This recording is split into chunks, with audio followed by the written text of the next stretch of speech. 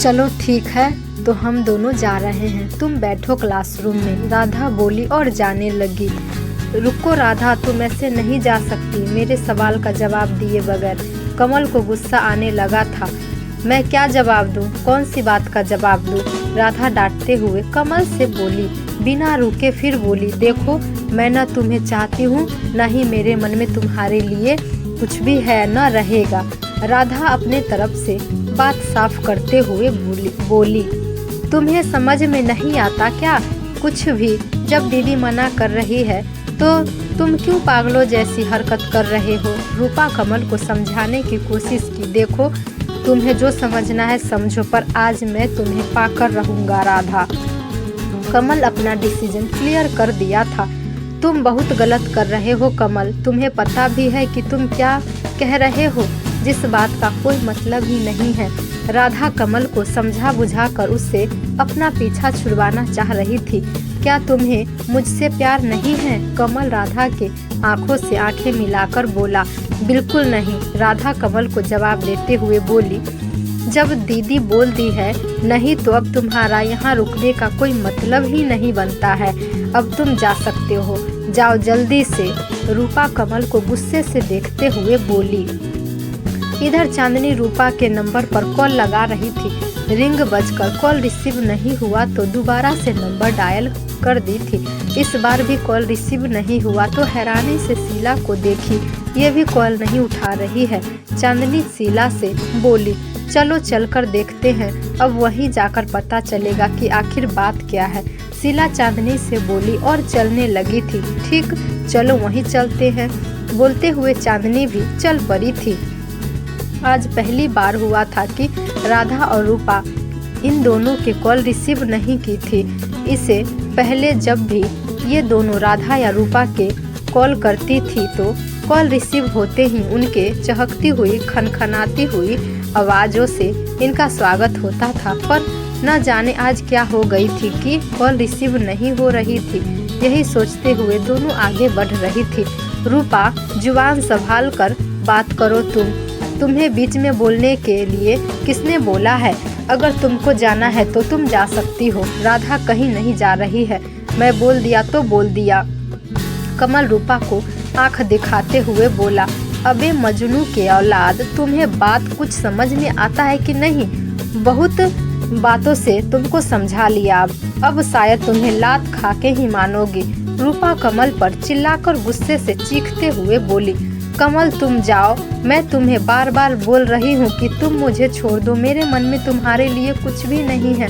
तुम क्या किसी लड़के के लिए भी मेरे दिल में कुछ भी नहीं है। समझो बात को और जाओ यहाँ से, राधा बोली। इतने में कमल राधा का हाथ पकड़ लेता है। राधा झटक कर कमल से अपना हाथ छुड़ा लेती है। कमल जितना भी राधा के पास आना चाह रहा था, राधा कमल से उतनी ही दूर जा रही थी। यह देखकर कमल का सब्र का बांध टूटता जा रहा था। कहते हैं लोग प्यार में पागल हो जाता है और जब प्यार एक तरफा हो तो पागलपंती और भी ज्यादा बढ़ जाती है। यही सब कमल के साथ अभी हो रहा था। कमल को गुस्सा इस बात से नहीं था कि राधा ने उसे रिजेक्ट किया था, बल्कि गुस्सा इस बात से था कि वो ऐसा कैसे कर सकती है। मैं हैंडसम हूँ, पढ़ा लिखा हूँ, पैसा प्रॉपर्टी है हमारे पास, फिर भी मुझे ये रिजेक्ट कर रही है। यही कारण है कि प्यार, रिस्पेक्ट, आदर से शुरुआत हुई बात अब जोर जबरदस्ती नीच पंक्ति तक पहुँच गई थी। समझा समझा के थक गई हूँ तुम्हें, पर तुम हो कि समझने का नाम ही नहीं ले रही हो, राधा बोली और अपनी आंखें लाल करते हुए कमल को देखी। मुझे कुछ नहीं समझना है, अब तो जो भी समझना है सिर्फ और सिर्फ तुम्हें ही समझना है, बोलकर कमल राधा के गाल को हाथ लगाना चाह रहा था। पर इससे पहले कि कमल का हाथ राधा के गालों को टच करता, उससे पहले ही कमल के गाल पर एक जोरदार थप्पड़ पड़ा। थप्पड़ के साउंड इतना तेज था कि पूरा क्लासरूम गनगना गया था। थप्पड़ खाकर जब कमल पीछे मुड़ा तो देखा रूपा अपनी कमर पर हाथ रखी हुई कमल को देख रही थी। तुम्हारी हिम्मत कैसे हुई मुझे थप्पड़ मारने की? कमल रूपा को देखकर बोला। अभी भी कमल का हाथ उसके गाल पर ही था, वैसे ही जैसे तुम्हारा हिम्मत हुआ हमारी दीदी के साथ बदसलूकी करने का, बोलकर रूपा कमल को घूरने लगी। महंगा पड़ेगा तुम लोगों को ये थप्पड़, समझी तुम? कमल रूपा पर गुर्राया। क्या महंगा पड़ेगा? बे बोलकर तेजी से झपट कर कमल के कमर पर एक लात मारी। कमल अपने आप को संभाल पाता इससे पहले रूपा ताबड़तोड़ मुक्का बरसाने लगी। अब जब कमल को मार पड़ ही गया था तो बे भी वो भी कहा पीछे रहने वाला था। उसने रूपा के गाल पर जोरदार तमाचा मारा। रूपा हिल गई थी पर वो रुकी नहीं। अब पहले से और भी ताकत के साथ कमल पर अटैक करी। ले मजनू की औलाद, ले ये ले। रूपा लगातार कमल के पेट पे पंच कर रही थी। रूपा तुम ज्यादा उड़ रही हो, तुम पर कुचलना पड़ेगा तुम्हारी, समझी? रूपा की बच्ची। कमल दांत पीसकर बोला। पर कुचलेगा हरामखोर, तेरी तो मैं जान निकाल दूंगी।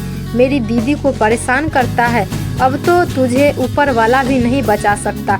ले लात खा कमीने, सुधर तो तुम सकते नहीं तो मर जाएगा। इससे ही ऐसे ही तुम्हारे खानदान के सारे लोग कमीने ही होंगे, इसीलिए तुम ऐसे नीच वाला हरकत करता है। राधा जो ये सब देख रही थी रूपा को रोकना चाह रही थी पर कमल के हरकत से उसे भी बहुत दुख पहुंचा था।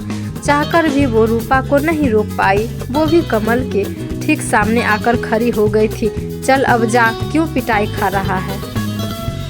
के लिए आगे की कहानी पढ़ी अगले भाग में। अगर आप YouTube चैनल से देख रहे हैं तो YouTube चैनल को सब्सक्राइब कर दें और अगर Facebook से देख रहे हैं तो पेज को फॉलो कर दें।